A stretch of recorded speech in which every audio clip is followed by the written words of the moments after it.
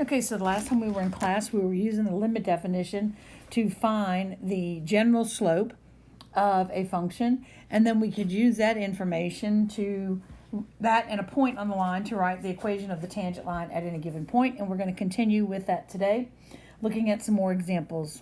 For number one, given the function f of x is equal to x minus 1 squared plus 1, let's find the equation of the tangent line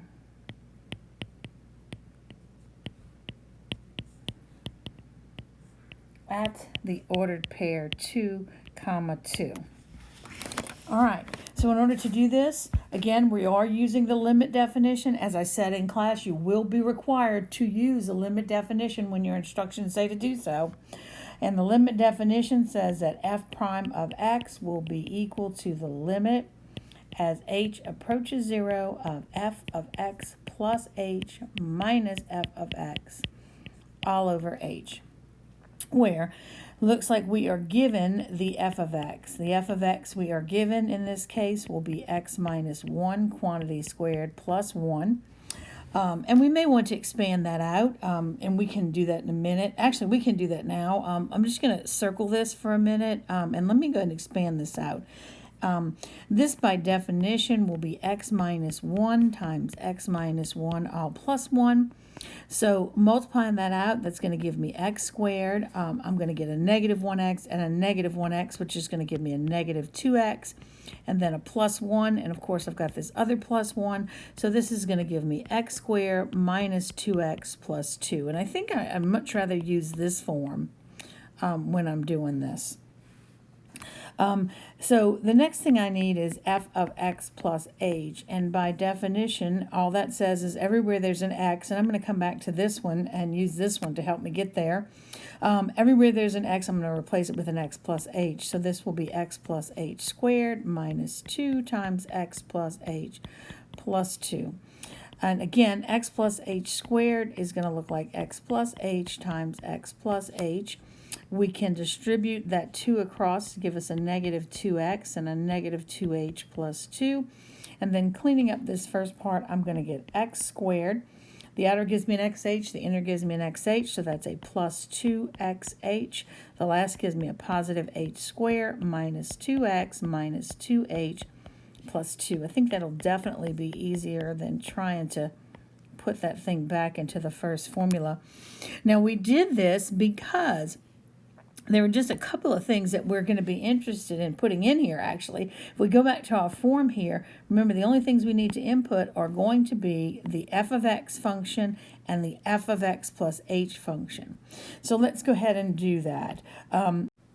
Okay, and so we're using the form here that f prime of x will be equal to the limit as h approaches 0 of f of x plus h minus f of x divided by h.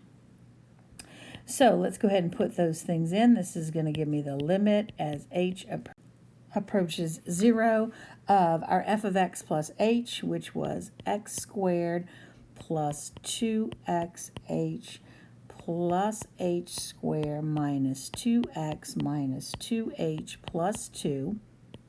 And we're going to subtract from this the entire f of x, which was x squared minus 2x plus 2. And all that's going to be divided by h. And again, it's really up to you how much of this you write. Please do not forget your limit notation because that will cost you. But as long as you understand that this negative has to apply through each and every one of these terms, you could have written this as a negative x squared, a positive 2x, and a negative 2 right from the beginning. I don't have a problem with that. And when you do, you're going to find that this x squared cancels with this negative 2x cancels with the positive 2x, and the positive and the negative 2 are going to cancel. So basically, I'm going to be able to get rid of everything in the back. And so let's see what that leaves me with. This is going to give me the limit As h approaches 0, I'm left with a 2xh plus h squared minus 2h all over h. Now, if I try to do a direct substitution here, I am going to get 0 divided by 0, which I can't do. So let me go ahead and try to do some factoring. I'll be looking at the limit as h approaches 0. Looks like I can factor an h out of the top, which is going to leave me with 2x plus h minus 2, all divided by h. The h's will cancel, and I can go ahead and do my direct substitution by right here, and that's going to give me 2x plus 0 minus 2. And so we find that f prime of x here is going to be equal to 2x minus 2. Now, I want you to remember what this gives me. This gives me what I call the general slope. In other words, it tells me what the slope of the tangent line is at any given value for x along that curve. Let's go back to the original equation and see what this tells us about our original equation. Originally, we had that f of x was equal to x minus 1 quantity squared plus 1, and we wanted to write the equation of the tangent line at the ordered pair 2, 2. So what we did was we went ahead and found the general slope here, which was 2x minus 2. And remember, I said that what I want you to try to remember here is anytime you are asked to write the equation of a line, you need to know that you need two things. First, you're going to need a specific slope, and you're going to need a point on that line. Now, they give us the point on the line. It is the ordered pair 2, 2. And again, we know that this represents the general slope. So to find the specific slope, we simply need a value of x. And what value of x are we going to use? Well, the one that makes sense here, that is the one they've given us. So we're going to evaluate f prime at 2, meaning go back to that formula, and everywhere there's an x, we're going to put in a 2. So that's 2 times 2 minus 2, or 2 as well. So we have our specific slope, which, by the way, is our m. So m here is equal to 2. The ordered pair they give us is the x1, y1, and then using the point slope form of a line, that y minus y1 is equal to m times x minus x1. Never put anything in for x, never put anything in for y. The only things we're going to put in is the x1, y1, and the m. We get that y minus 2 is equal to m, which is 2 times x minus 2. You want to write this as a y equal.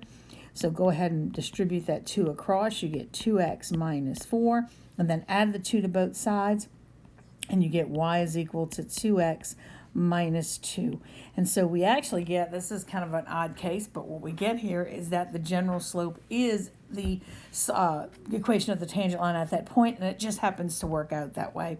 So it's not going to be equal in all cases. It just happened to work out that way for this particular problem.